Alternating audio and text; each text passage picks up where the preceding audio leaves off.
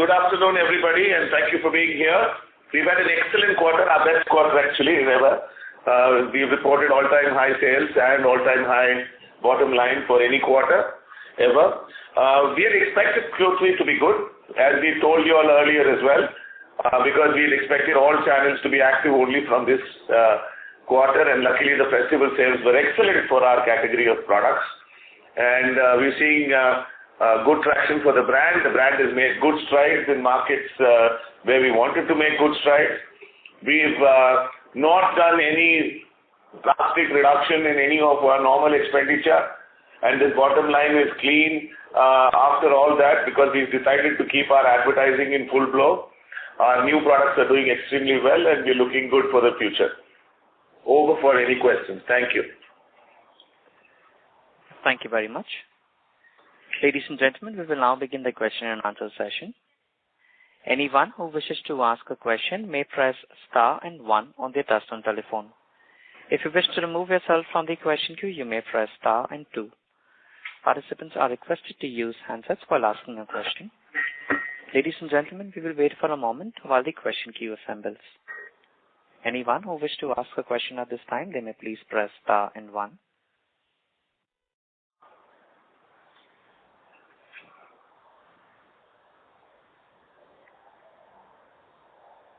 The first question is from the line of Sameer Gupta from IIFL Securities. Please go ahead. Hi, good evening. Thank you for taking my question and congratulations on a very good set of numbers. Sir, two questions from my side. One is that there is steep inflation in almost all commodities, steel, aluminium, even crude prices have now started to move up, and there is also a disruption from Chinese imports.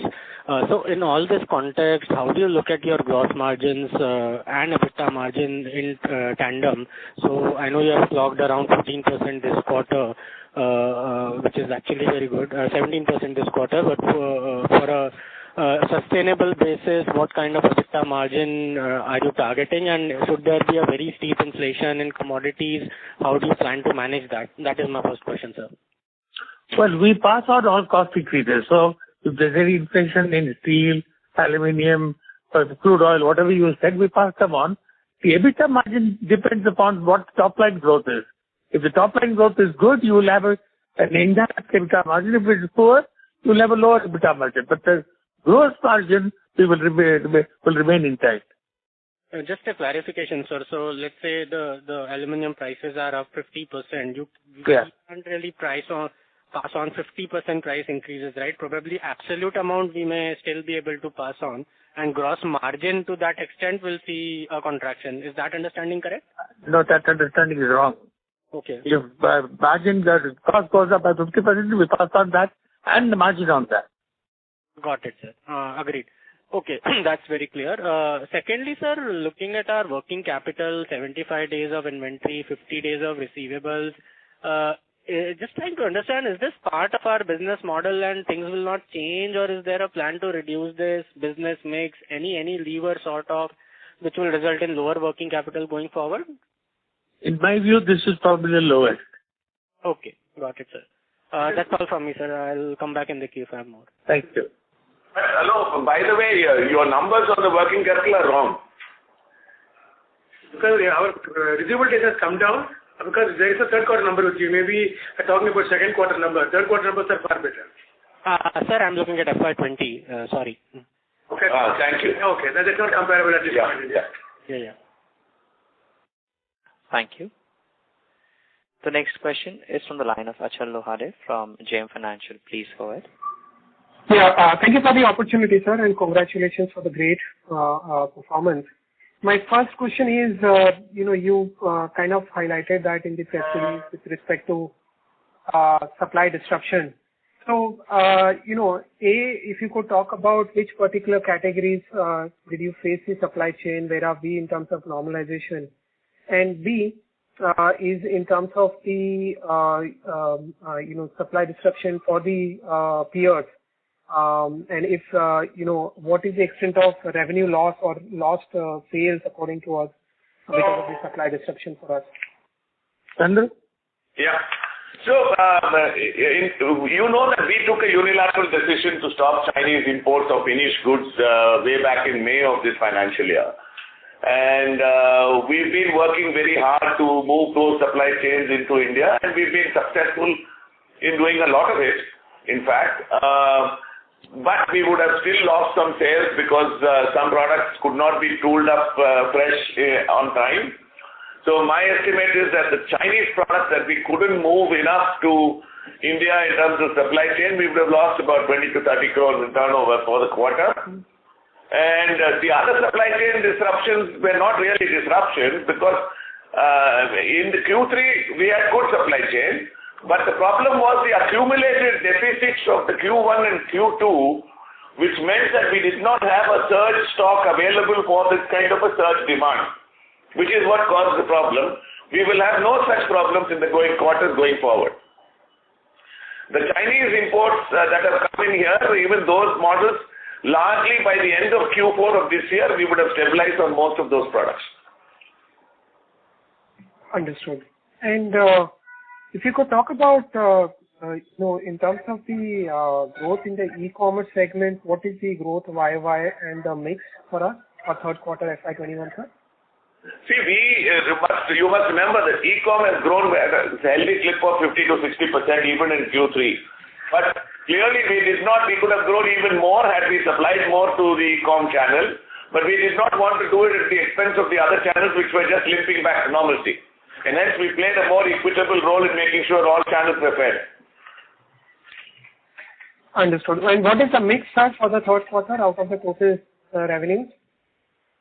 E-com came to around 16%, which was very much higher in the other 2 quarters at the beginning of the year.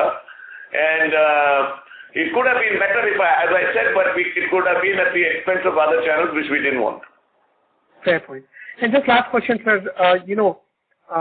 Given our 24% growth in the domestic market, what is the underlying industry growth? I know it is hard to say, but is there a pent-up demand angle? Is there a one-time buying which is played out? What I'm trying to look at is more of a medium-term growth. How do we look at this growth in the cookware and the appliances segment, sir? You see, they told us that Q2 results were good, and everybody said it's pent-up demand. Then Q3 is also good, and you can't just keep on having pent-up demand for 25 years. I take your point. Yeah. But, if I have to just see the industry growth, what is the growth one should look at and, in terms of cookware and appliances in general? See, you are looking at a situation of a double-digit growth in most categories as we speak. But however, if you look at the next few quarters, it's all warped because last year we did not have a full quarter because of the lockdown.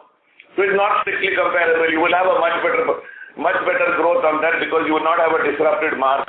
Similarly, in the Q1 of the next financial year, you have a disturbed Q1 of this financial year, so growth is not comparable. Only after that will we be able to say whether growth is comparable or not. Currently, I don't think we should bother about it. There is good demand, even though we are seeing even the month of January, we've had a good demand. So therefore, I think we should say that the market is doing well. And it is going towards good brands. So, and after this budget, which is a very growth-oriented budget, I believe that the market will grow. So is it fair, like earlier I remember, sir, you talking about, cookware are more of mid-single digit growth categories, while appliances is double digit. Would that, assumption change, given what is happened in last 3-4 months or what we are currently seeing? It will change, not because what has happened in the last 3-4 months, because we have launched new products, which have got very good traction in the market. So we have got good gains.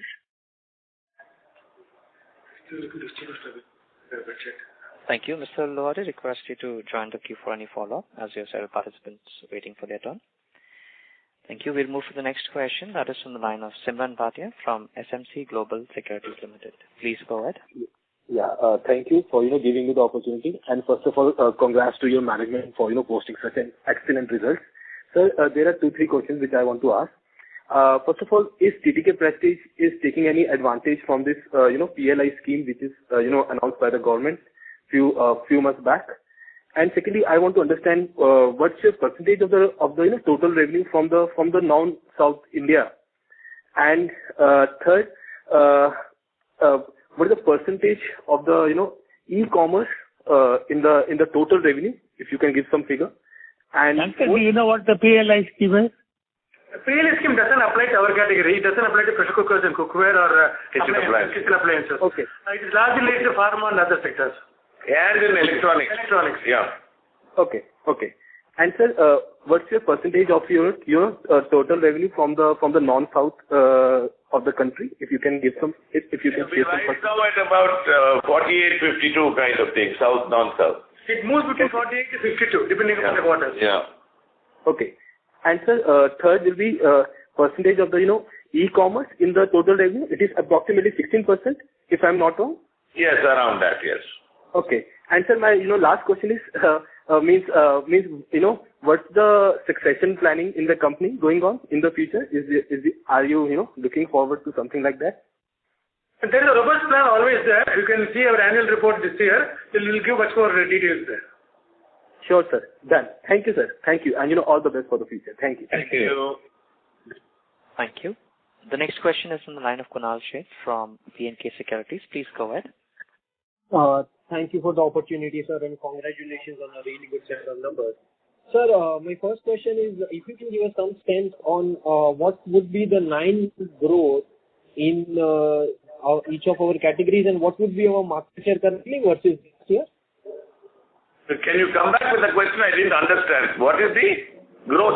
9-month market growth for the cookware and appliances categories that we are in, and what would be our market share in each of these segments versus last year?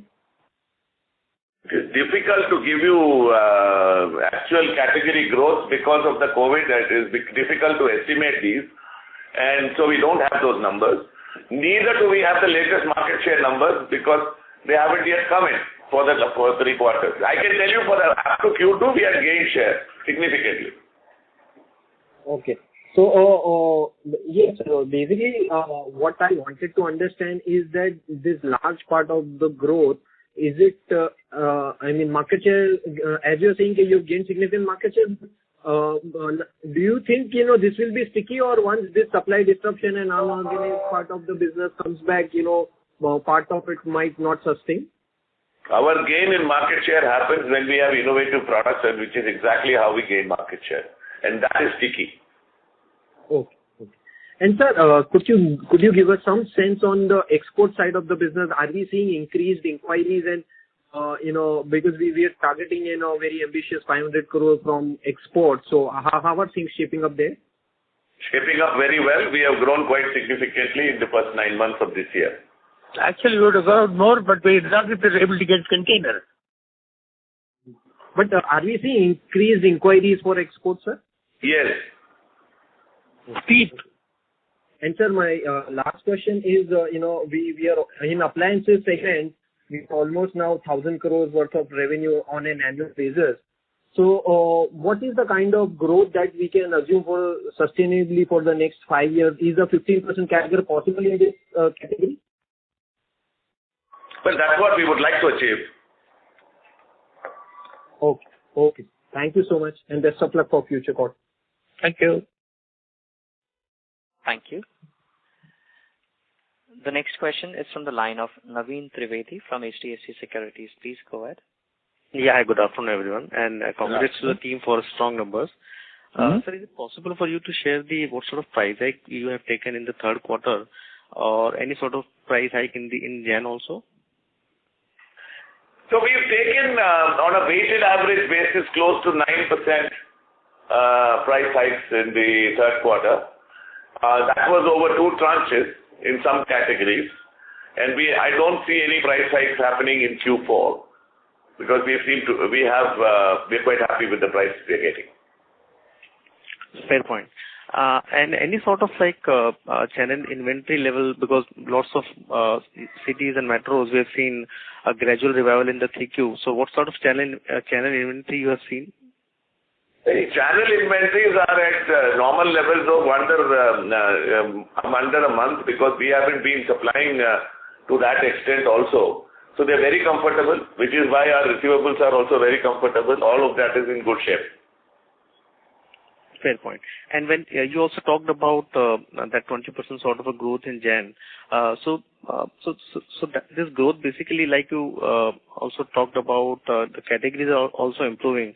So it can be a combination of both your market share gain and the categories are also improving. So are you seeing the thesis which you were talking about, the work from home and the convenience where people are spending money? So that will even that thesis will be there even in the near to medium term time frame. I think so, because people now also, please remember that they have been saving money on other avenues, and they have been spending money on the home and home improvement and kitchen improvement. So I think this trend should continue for a while as we go along. And the home work from home is here to stay. All big companies have now decided that the large part of their staff will work from home. Fair point. And just lastly, also like your gross margin on a YOY basis is down, but are you seeing any sort of premiumization in your categories? Because if I look at your new launches, they all are in the premium segment, and you are seeing that you are seeing a good traction for even new launches side. So that way, are you seeing a broader level premiumization in your categories? So where did you get this gross margin is down from? Yeah, exactly. Where did you get that information from? Because my material cost as a percentage of sale is roughly the same as last year Q3, and it is better than Q2. No, I'm saying on a YOY basis, your margin is slightly down by around 30 bits at a gross margin level. 58.21 to 58.5. That's a difference between product or channel. It's nothing in that sense. Yeah, so that's what I'm asking, that is the premiumization trend in your categories are like, so that's what I'm more curious to know about the premiumization trend. No, it was not, the margin is not because of premiumization. If I sell more mixies, the margin will come down. If I sell more cookware, margin goes up. It's all a matter of product. If I sell more to e-commerce, margin will come down. If I sell more to the retail trade, margin will go up. So the product channel mix does have a big say, and I think this is quite stable. We have a very widely segmented brand across our categories, and we operate in a wide segment of brand price points. So I don't see any problem there. It's quite stable. Yeah, fair point, sir. Thank you so much and all the best, sir. Thank you. Yeah. Mm-hmm. Thank you. The next question is from the line of Manish Podar from Nippon India AIF. Please go ahead. Yeah, sir. Congrats on a great set of numbers. So, just want to understand, so let's say in 4Q, would it be a fair assumption that this 200 crore revenue run rate which you're having on a monthly basis should easily sustain, given that, there can be some sort of channel filling which can also happen at the year end? We ensure that we do not fill the channels the way others do. And I don't think that we would like to give a guidance on whether this 200 will continue at this point in time.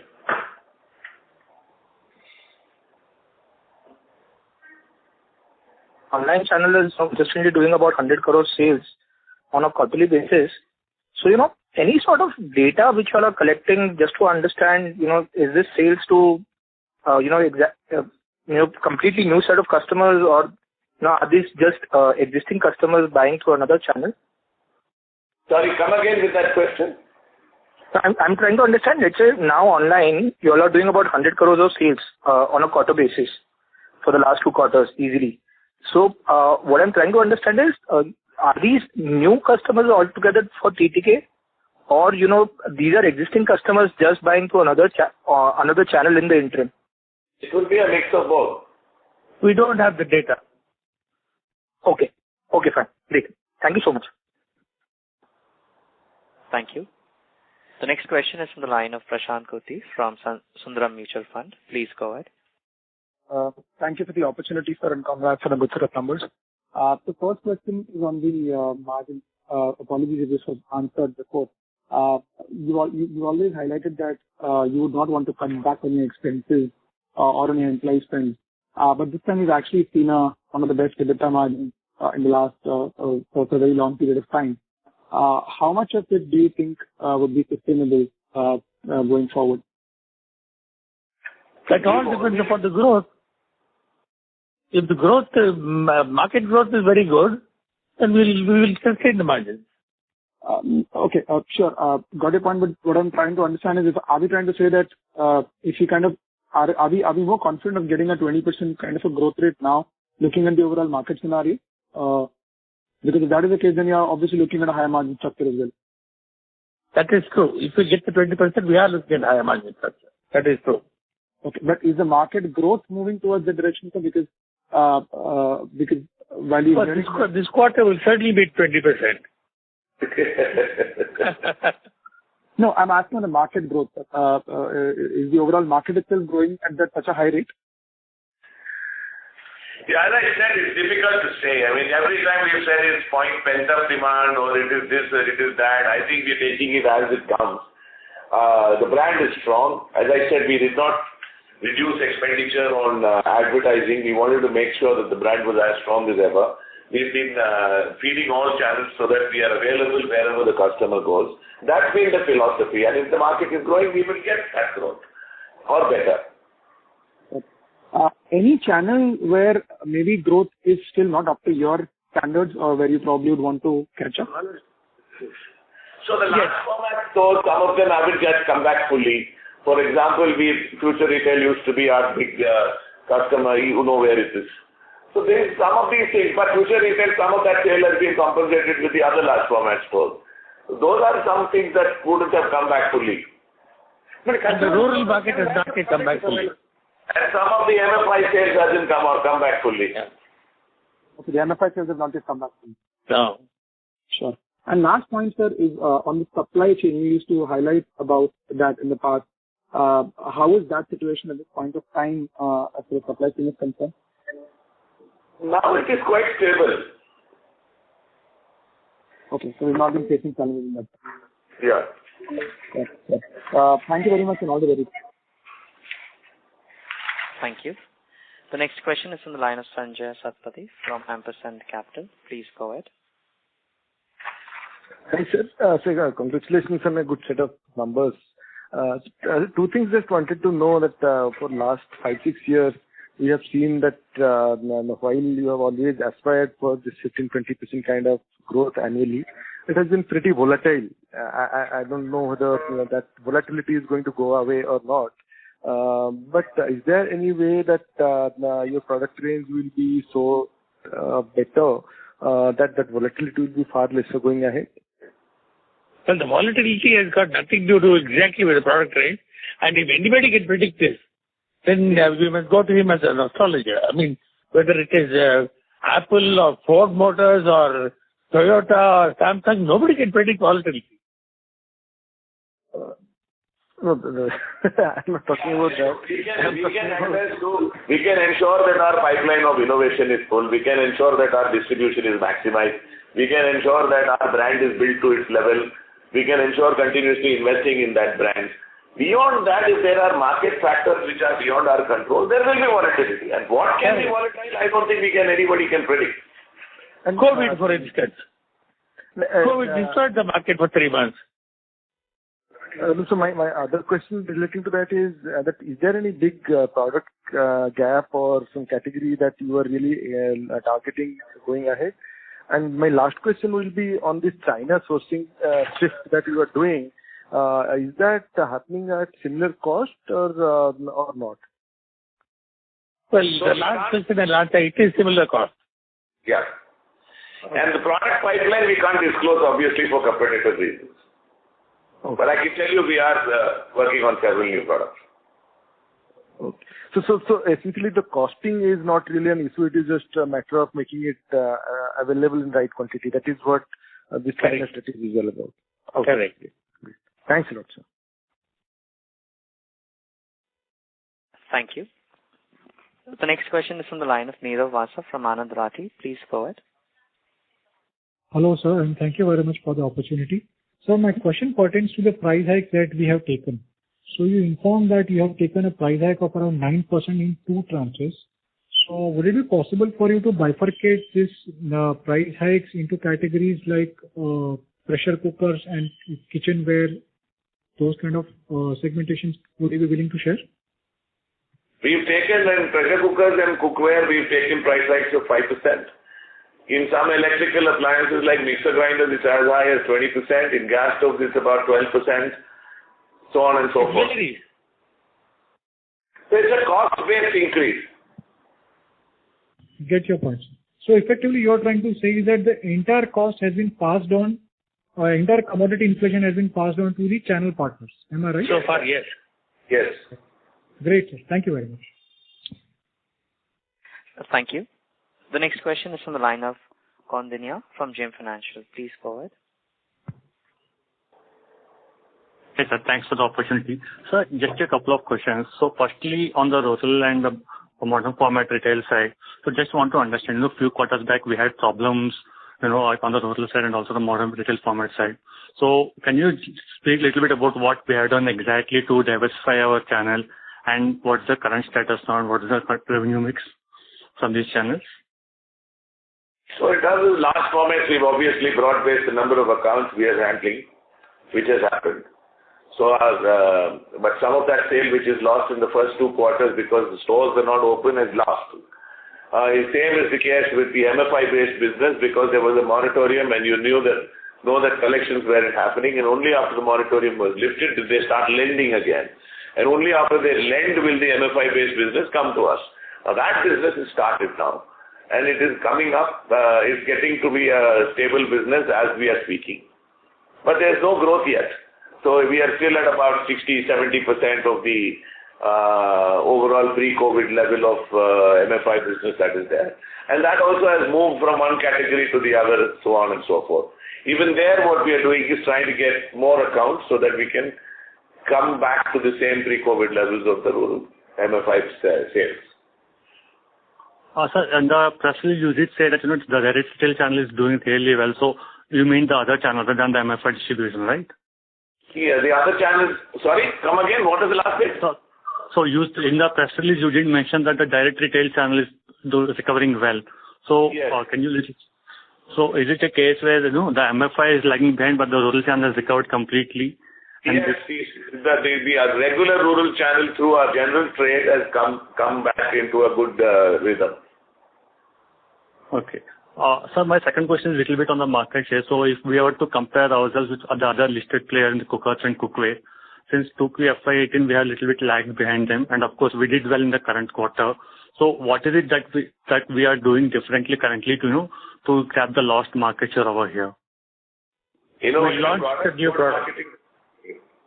Sorry, sir. Please go ahead, sir. We launched new products in the segment, which have received very good response. And you believe that traction would sustain going ahead, sir? Yes. Understood. Sir, if you can ask one last question, going ahead, in the existing categories that we are there, are there any specific product categories where you think we are doing really well and specific categories where we are lagging behind? And if yes, what is the strategy in these categories?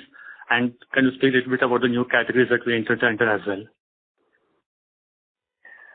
So we're doing extremely well in pressure cookers and cookware and gas stoves. We're doing very well in some more electrical appliances like mixer grinders in the open market. Induction cooktops. And we're doing exceedingly well in induction cooktops. So these are things that we're doing very well.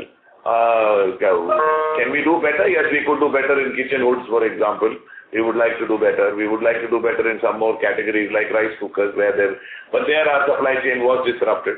So that is why this has happened.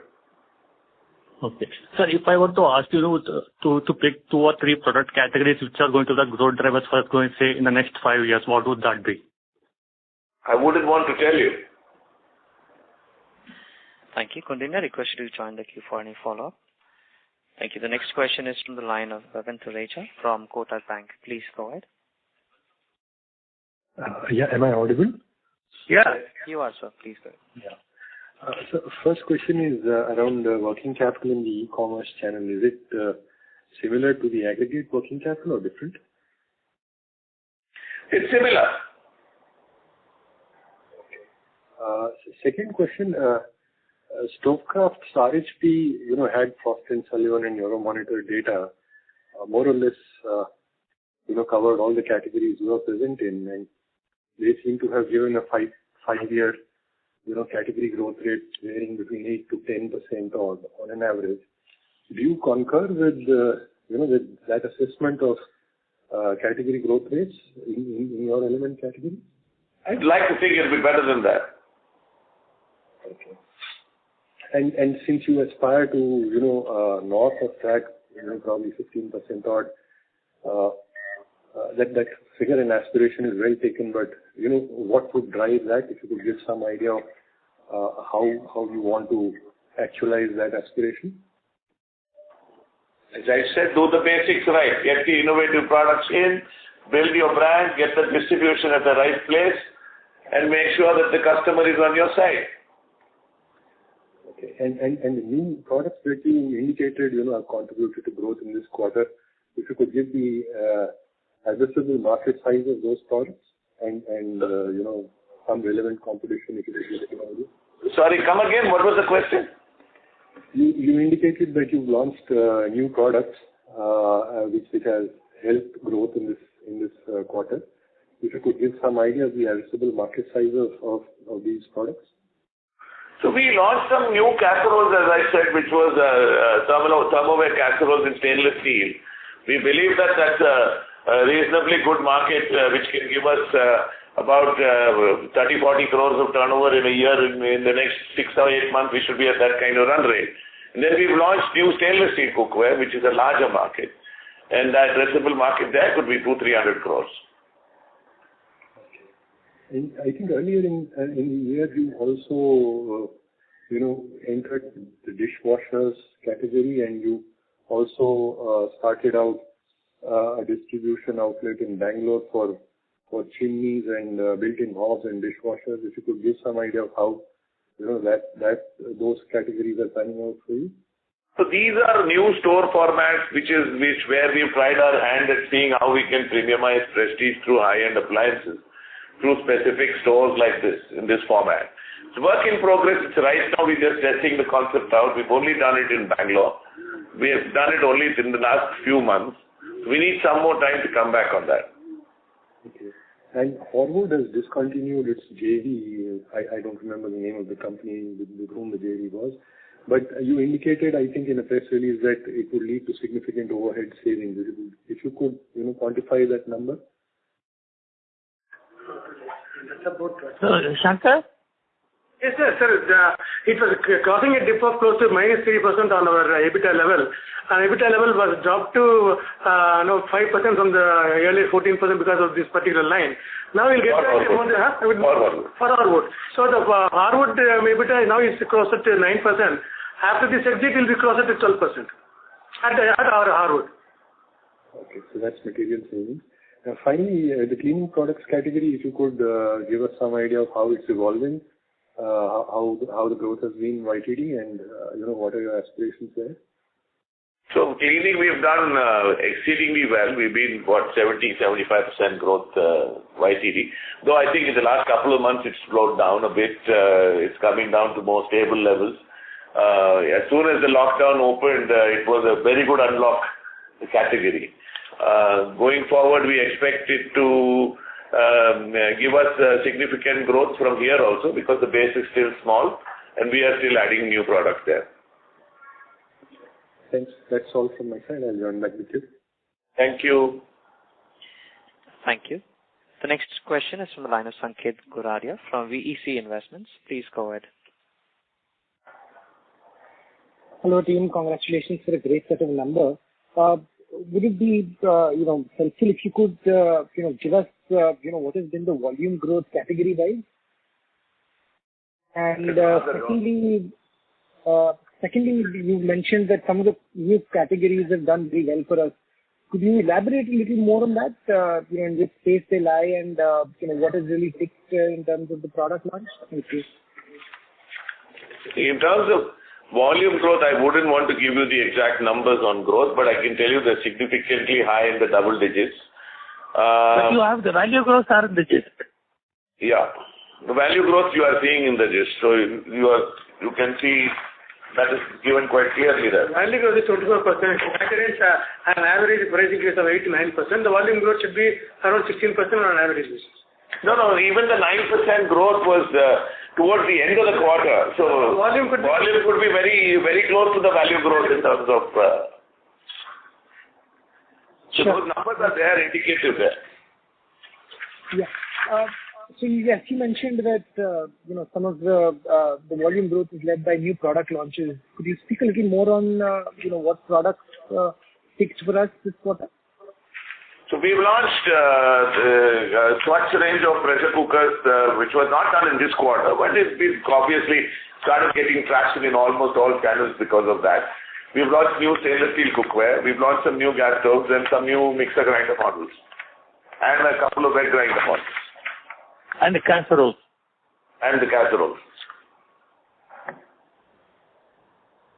Sure. Thank you. I'll come back in the queue. Thank you. The next question is from the line of Ekta Sanghvi from Valum Capital. Please go ahead. Thanks for the opportunity. What could you give the number on the contribution of MFI sales to the total revenue currently?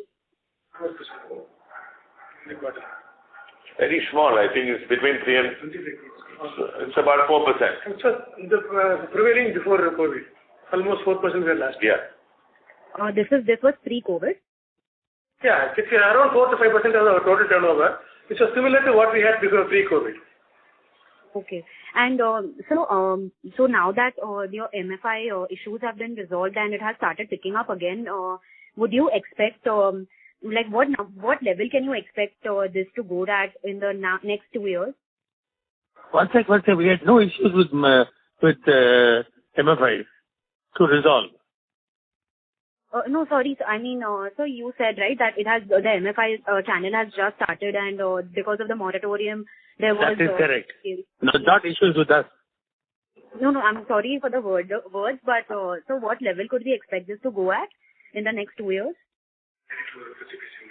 That would really depend upon our just there. Okay, we have been talking about direct rural in the past, which we are going through partly through MFI, other channels also. We believe there is a good future in this particular direct rural sale, given that the government is going to spend a lot of money on the rural sector as per the budget. So it is going to be one of the growth drivers going forward. Thank you so much. And currently, sir, what would be the contribution of revenue from urban and rural? Could you give a breakup? We cannot give you that breakup. We say direct rural is 5%, balance 95% can go. Yeah, exactly. And I don't know how much of e-commerce is going into the rural areas or how much of the tier 4 towns sale is going into the rural areas. I'll never know that. Okay. Thank you, sir. Thank you. The next question is from the line of Srinidhi Karlikar from HSBC. Please go ahead. Yeah, hi. Thanks for the opportunity and congratulations on great set of numbers. So just a couple of questions from my end on e-commerce. So you touched that about 16% odd company's revenue comes from e-commerce channels. So do you get to know which area eventually this product is going, like at least pin code level, or it's just that you're selling it to Amazon or Flipkart and that's the only information that you get? No. See, we have 3 ways of selling on the platforms. One is we ourselves as a marketplace account. Second, from our website directly to customer. And the third is through the platforms, through their firms. What they sell through their firms, they give us a broad outlook. We will not get an exact outlook. What we get through the marketplace, we again get some details there. But it is safe to say that the smaller towns have grown faster this year than the bigger towns. Okay. Fair enough, sir. And the second related question, sir, you have a large presence in e-commerce channel. So just wondering, how do you see is the consumer behavior of an online buyer and an offline buyer different? I want to more answer from a 2 perspective in terms of product buying. Is online more mass affordable product while the offline is more premium? And is the brand loyalty is less of a concern for online buyer compared to offline buyer? If you could answer that. In fact, I believe that the online buyer and the offline buyer are 2 same people. It all depends on comfort levels. Today, what is happening is most of the product research is not happening by browsing in the store, in the offline store. That browsing is happening on the platform. If they are happy with the information they have and they don't need to touch and feel, they will buy it on the online platform. I am buying both online and offline personally. Exactly. So if you want to see that, no, I need a touch and feel. I won't buy a shoe without seeing whether it fits my foot correctly. Then you're not the kind of guy who will buy online. So I mean, it's all about personal habits. A lot of people buy online and offline depending on the category that we are talking about. So really, I think it's the same customer. And these habits are starting to stick now because COVID has lasted for so long. So my question, if you see reviews and some of the ratings, some of the brand which are quite small on the offline channel, but appears to get a lot of good reviews, as well as number of reviews are quite significantly disproportionately higher compared to a national player like TTK. So just I wanted to understand, is a buyer extremely price sensitive on e-commerce? But you would say it's not that way. No, it depends again on the customer, right? I mean, if there's a very price sensitive customer who doesn't care what the product is and he says, I'll buy it as long as it's functionally okay, then that person will go there. See, the reviews also keep changing. And you and I both know how reviews are managed. Yeah, okay. So not much to read into it. Fair enough, sir. Thank you for answering my question and all the very best. Thank you. Ladies and gentlemen, that was the last question for today. I now hand the conference over to the management for the closing remark. Thank you, and over to you.